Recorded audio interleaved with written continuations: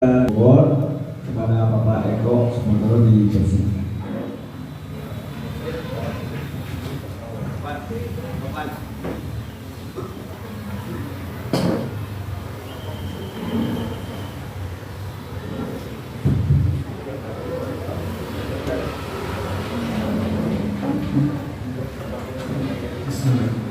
Assalamualaikum warahmatullahi wabarakatuh.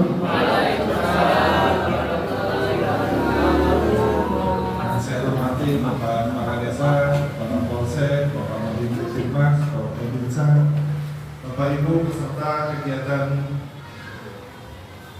sosialisasi P4G di Desa Ciapus. Perkenalkan, nama saya Eko Sumartono, Bapak. Saya Ketua Tim Pencegahan dan Pemberdayaan Masyarakat di BNN Kabupaten Bogor. Saya juga penjual narkoba aktif muda. Kegiatan-kegiatan sosialisasi biasanya kami yang akan ditugaskan oleh Kepala BNN. Desa Ciapas salah satu desa yang aktif, Pak, tahun 2024, karena ada 3 desa yang sudah deklarasi kegiatan desa desila. Satu itu adalah pertama Ciamas Rahayu, kedua Kota Batu, dan yang ketiga hari ini di Desa Ciapus.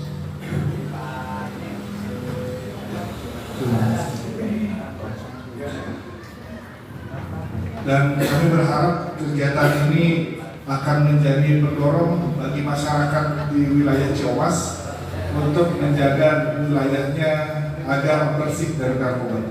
Bersih dari narkoba itu bukan berarti tidak ada sama sekali, Pak. Tapi kita bisa tekan jumlah peredarannya dengan meningkatkan kewaspadaan warga-warga kita. Karena untuk menekan tidak ada sama sekali itu, narkoba itu seperti hantu kalau saya bilang, Pak, seperti setan.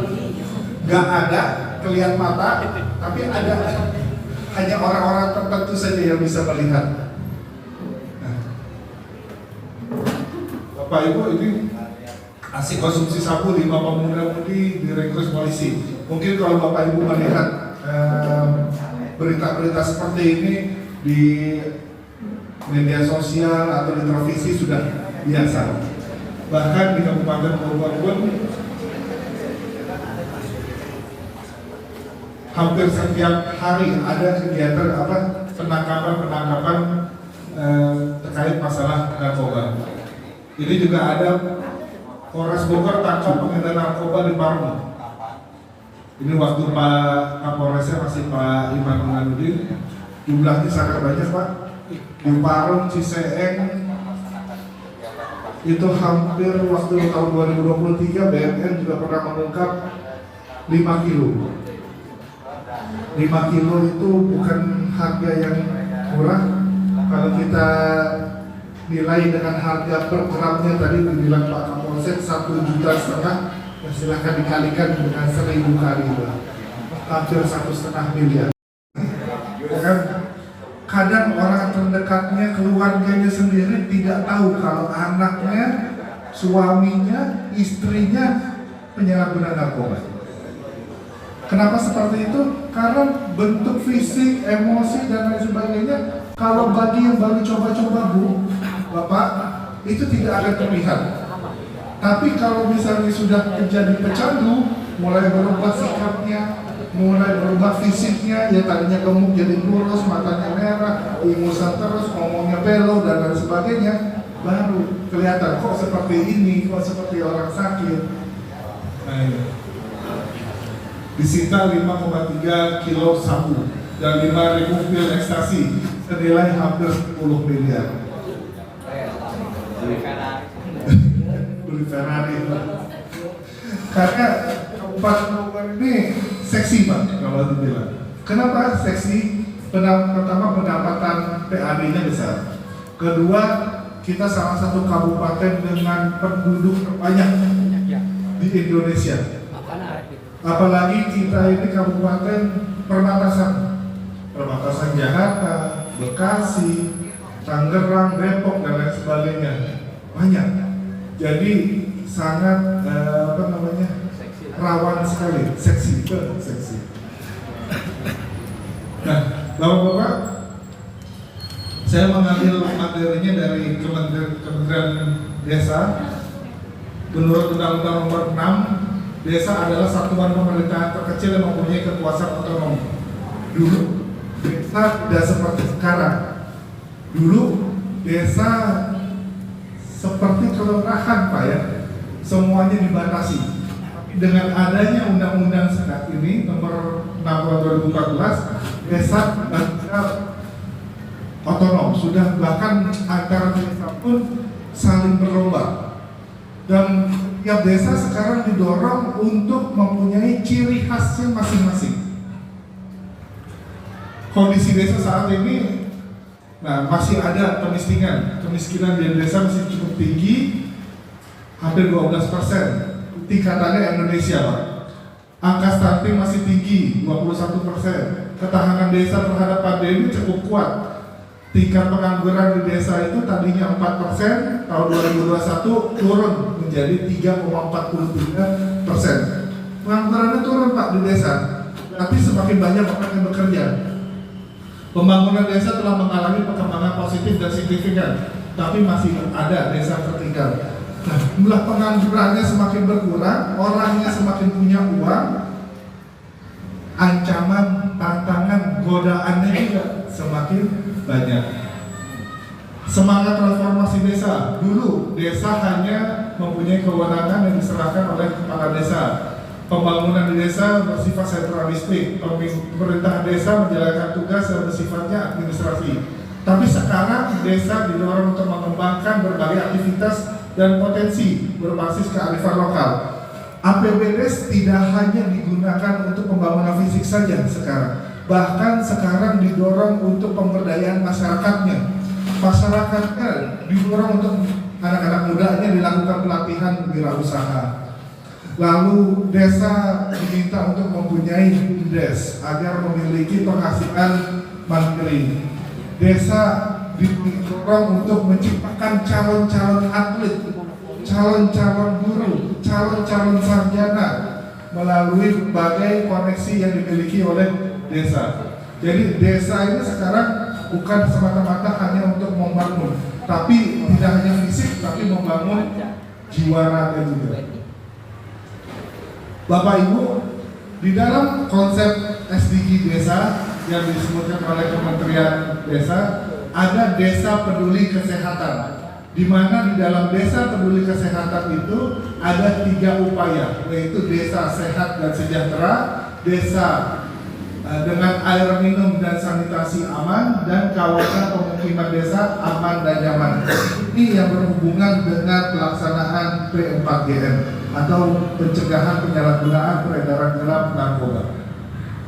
Di dalam desa sehat dan sejahtera, dari 15 poin ke-11 adalah korban penyalahguna narkoba atau NABZA 100% ditangani panti rehabilitasi sosial.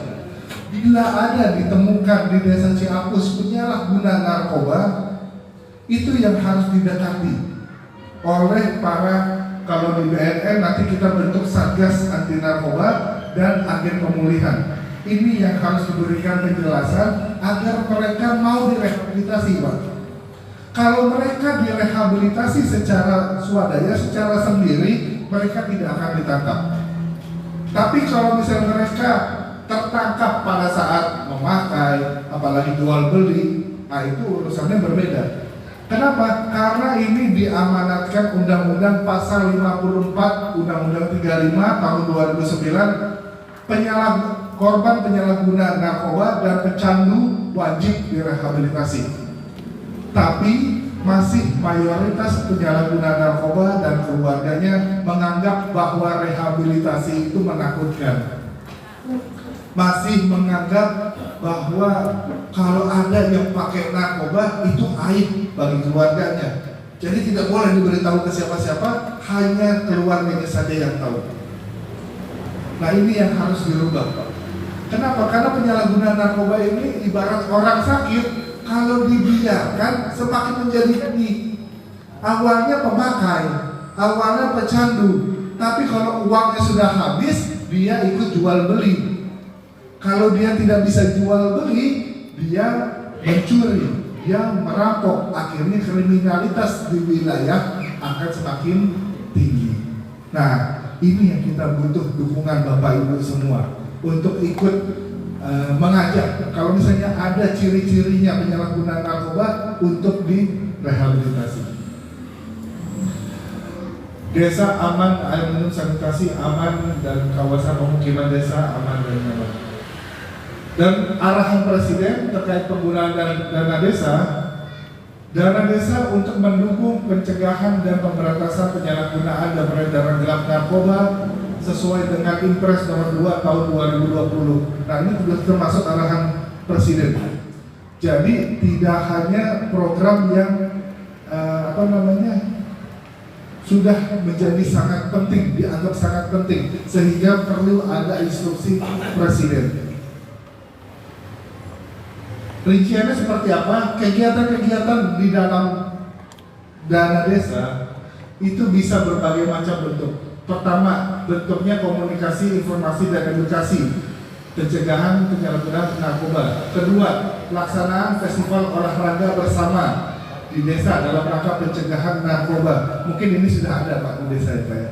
Mungkin ada di setiap tahun ada festival-festival olahraga, festival budaya, festival keagamaan. Nah, ini salah satu metode kampanye.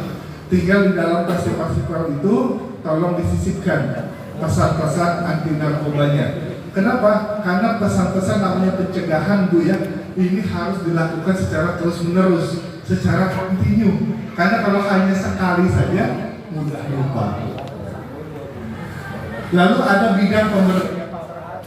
Contohnya kegiatan keagamaan untuk mencegah penyalahgunaan narkotika. Ada penyuluhan, sosialisasi, seminar, terus pagelaran, festival seni, olahraga, dan lain sebagainya. Bagaimana kondisi penyalahgunaan narkoba di Kabupaten Bogor? Tahun 2019 Kabupaten Bogor termasuk ranking 2 dengan kasus hampir 300-an kasus dilawan. Tapi saya melihat mudah-mudahan semakin turun sampai 2023. Tapi jumlah kasus yang diungkap oleh Polres itu masih cukup tinggi. Ada 171 kasus. Polresta itu mengungkap 165 kasus. Jadi wilayah Bogor baik kabupaten maupun kota ini masih sangat banyak.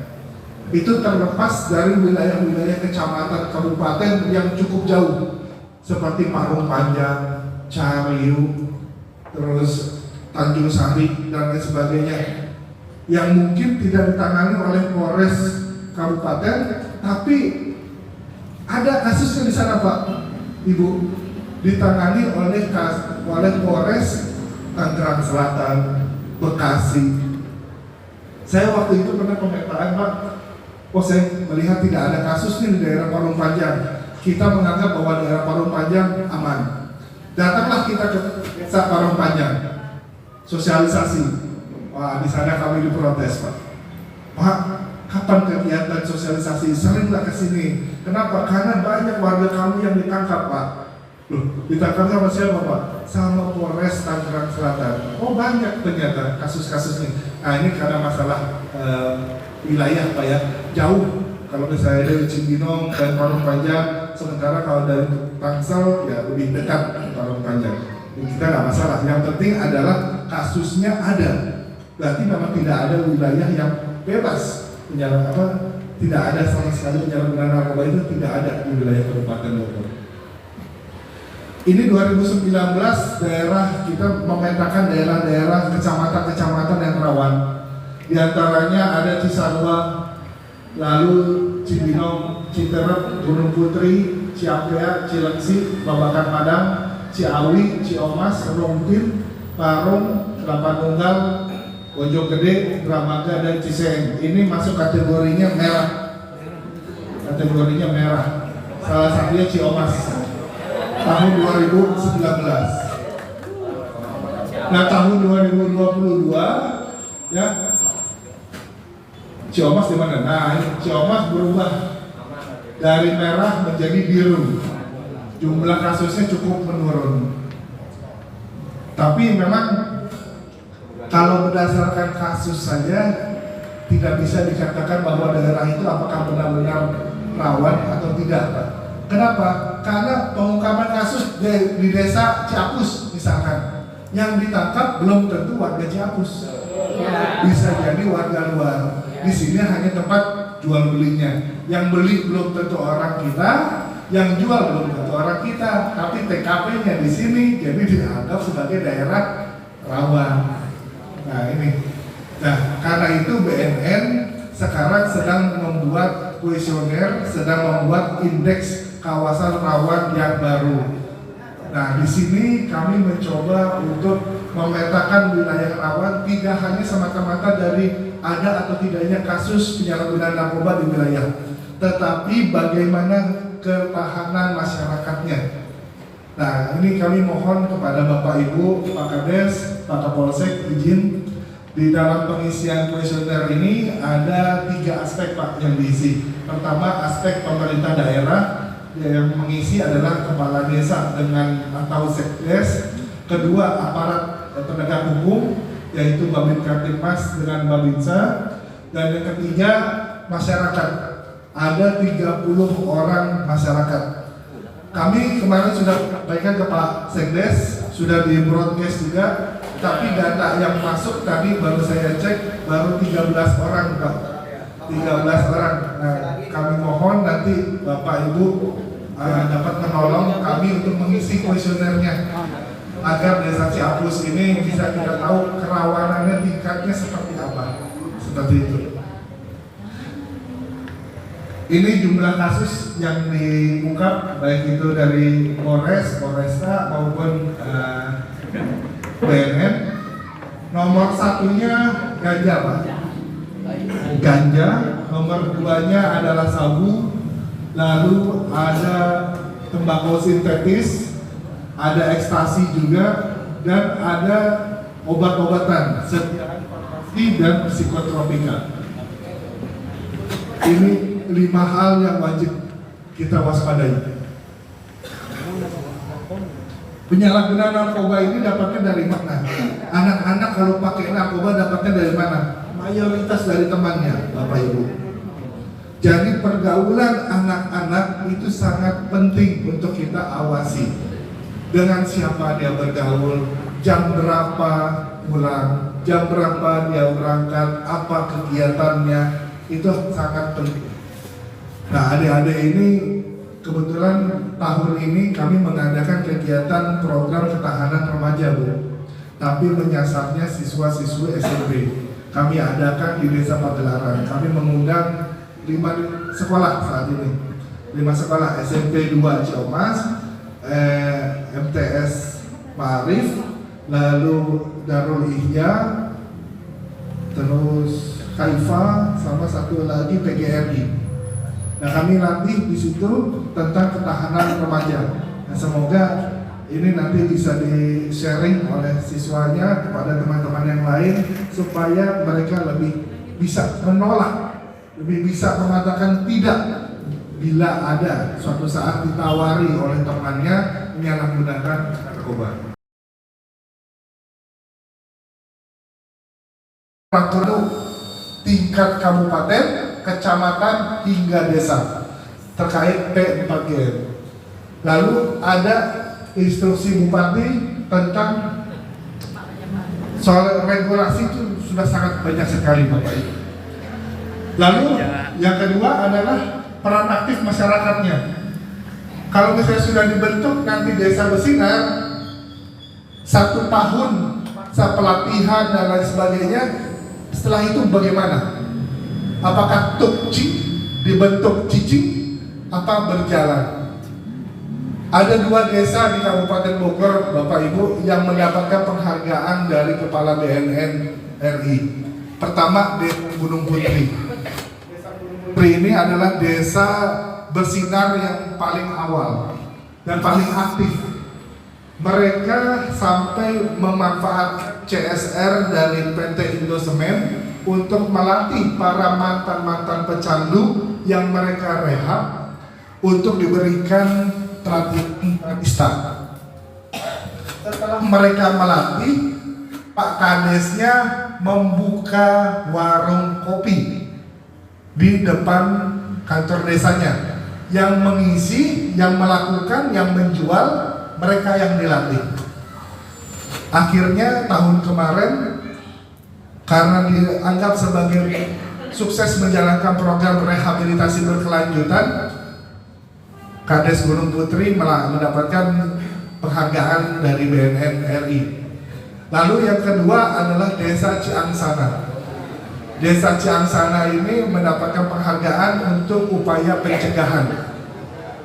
Mereka melakukan sosialisasi ke berbagai tempat, melakukan menggunakan berbagai macam metode.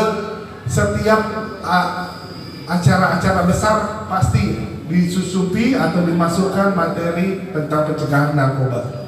Nah, ini menjadi kebanggaan bagi kita bahwa di Kabupaten Bogor ada 2 desa, dan semoga desa-desa yang lainnya melanjutkan dan dapat mendapatkan penghargaan yang sama. Regulasinya dalam membentukkan desa bersinar, pertama ada peraturan desa tentang P4GN. Di sini sudah ada Pak peraturan desa tentang P4GN, mulai dibentuk. Nanti kita akan share juga Pak. Kita punya draftnya, nanti bisa jadi masukan buat Demdesnya untuk membuat peraturan desa tentang P4GN. Lalu ada kepala SK, kepala desa tentang pengurus IBM. IBM ini adalah agen pemulihan. Mereka dilatih oleh seksi rehabilitasi BNN Kabupaten Bogor.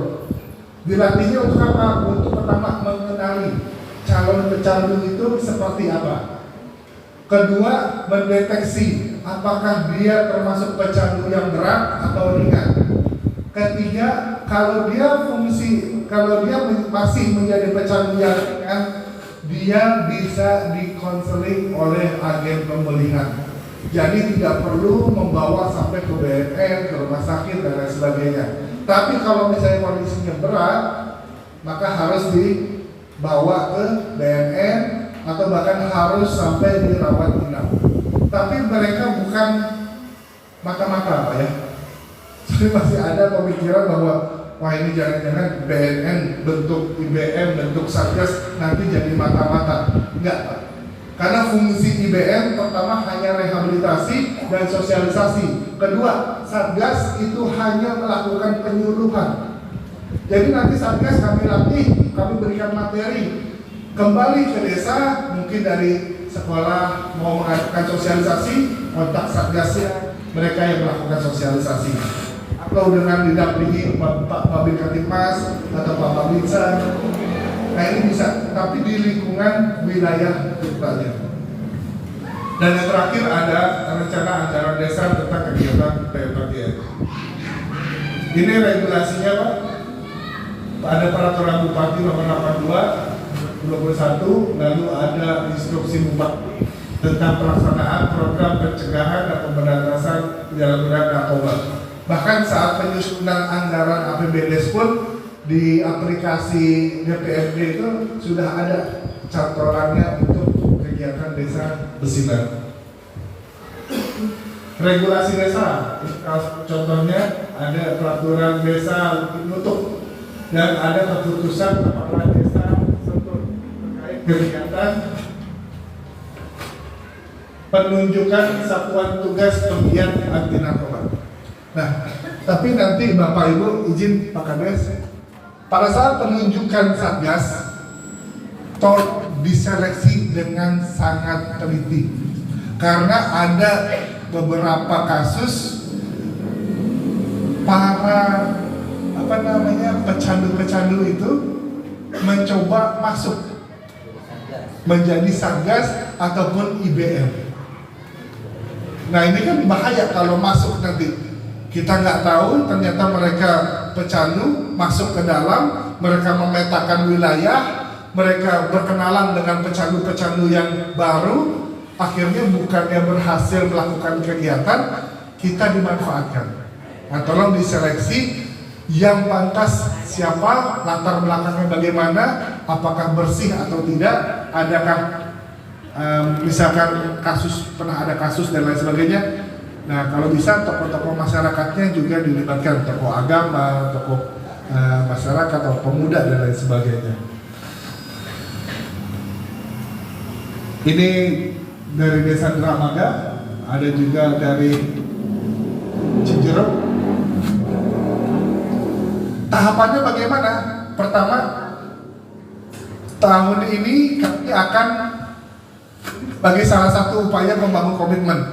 Nanti akhir tahun saya, BNNK, Kesbangpol, DPMD akan rembukan Pak, menentukan 20 desa yang akan kami bina tahun depan. Nah, yang mau saya tanya, kira-kira dari desa Ciapus mau terlibat untuk kegiatan desa bersinar tahun depan Pak? Siap?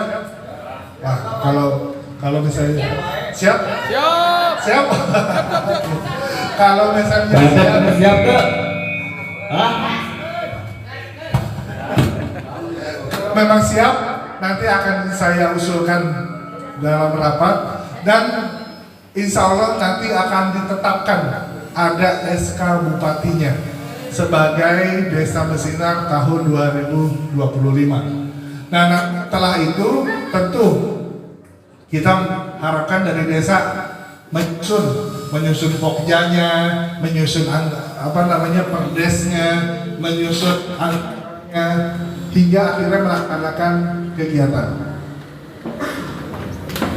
Kelembagaannya bagaimana? Nah, setelah dipilih menjadi desa bersinar, pertama kepala desa bertanggung jawab mengkoordinir seluruh unsur yang terlibat dalam pelaksanaan P4GN di desa bersinar. Dalam melaksanakan kegiatan, kepala desa dapat menunjuk tim PKK, Karang Taruna, Satlinmas, PAUD, Posyandu, lembaga kemasyarakatan desa, lembaga adat desa, dan sebagainya.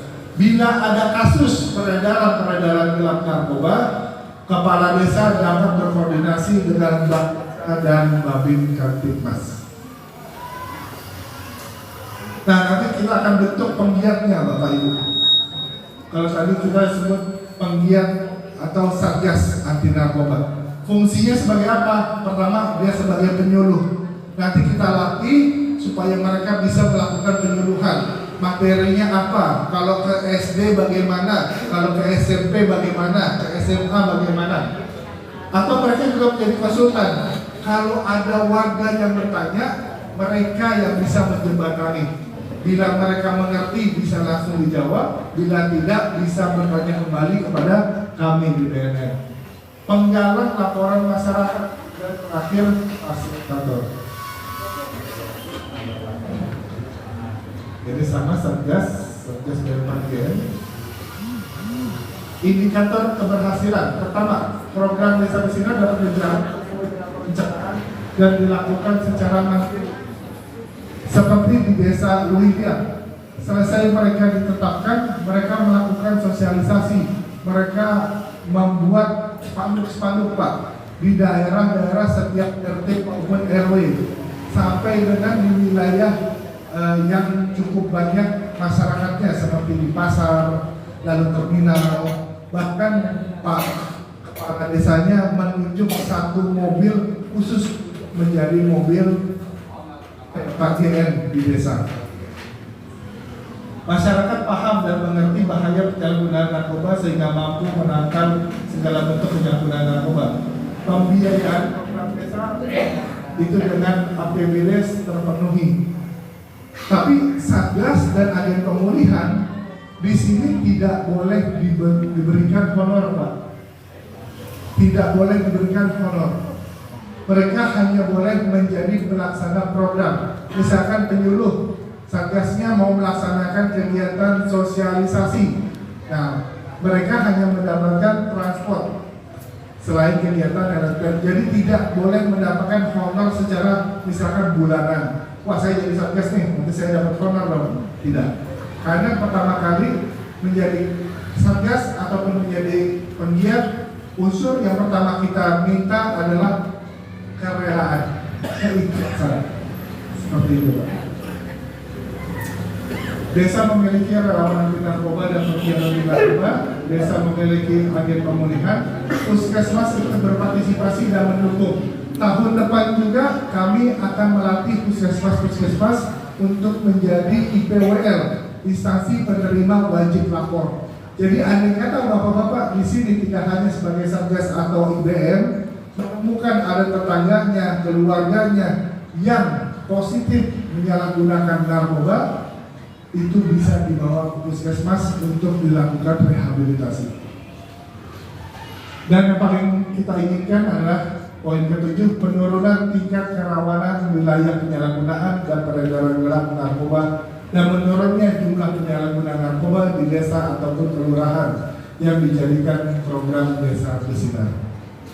Ada beberapa desa yang mengatakan, Pak, setelah saya jadi desa bersinar, penjual obat lalu yang biasa nempel itu nggak ada, Pak. Tapi akhirnya pindah ke desa sebelah yang bukan desa bersinar. Nah, ini kita berharap setiap komponen desa bisa saling membantu, saling menjaga supaya akhirnya desanya yang bersinar, tapi kecamatannya pun menjadi kecamatan yang bersinar. Kita tekan sejauh-jauhnya. Kegiatannya apa saja? Kalau kegiatan pencegahan bisa melakukan pelatihan keluarga anti narkoba, bisa melakukan pelatihan soft skill bagi pelajar. Lalu ada remaja teman sebaya, relawan anti narkoba, sekolah bersinar. Kalau daya masnya pembentukan penggiat anti narkoba, pengembangan kewirausahaan dan pelaksanaan tes urin. Jadi ada kita di desa memerlukan menganggap bahwa Pak kayaknya butuh nih tes urin, Bapak Ibu silahkan Pak Kepala Desa khususnya silahkan bersurat ke Kesbangpol Kabupaten Bogor, karena tes urin bisa ada di Kesbangpol. Tapi kalau Pak saya mau mengadakan sendiri pengadaan tes urinnya, tapi nanti pelaksanaannya bisa nggak didampingi oleh BNN, silahkan. Karena kalau di sekolah kami ada MAN 1 Bogor yang setiap penerimaan siswa baru itu mereka mengadakan tes urin sendiri dan mengundang kami untuk sebagai pelaksana kegiatannya. Nah, mungkin ini bisa dilakukan di daerah-daerah lainnya. Kegiatan rehabilitasi melaksanakan pembentukan agen pemulihan, pemberantasan, menghimpun dan memberikan informasi penyalahgunaan kepada Babinsa atau Babinsa Timas atau Satlantas.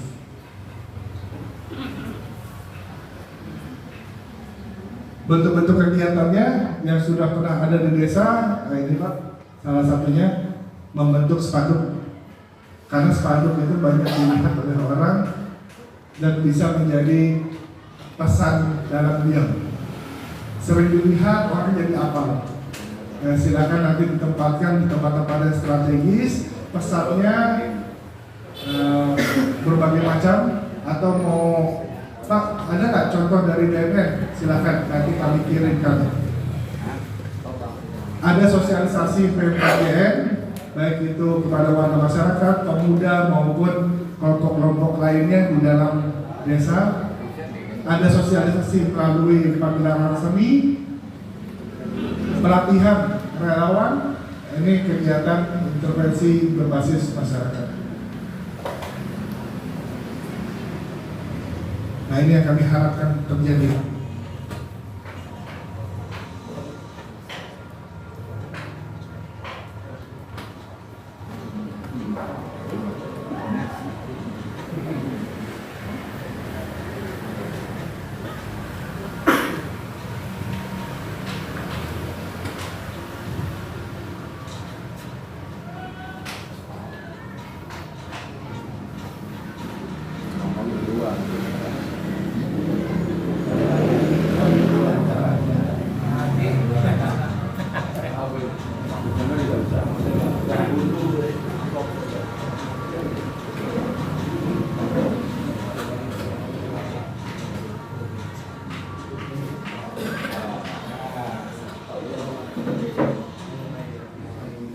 Ya, kalau pengawasan sudah dilakukan oleh berbagai macam pihak, insya Allah kita akan bisa mengurangi gerak dari penyalahgunaan narkoba maupun bandar-bandar narkoba.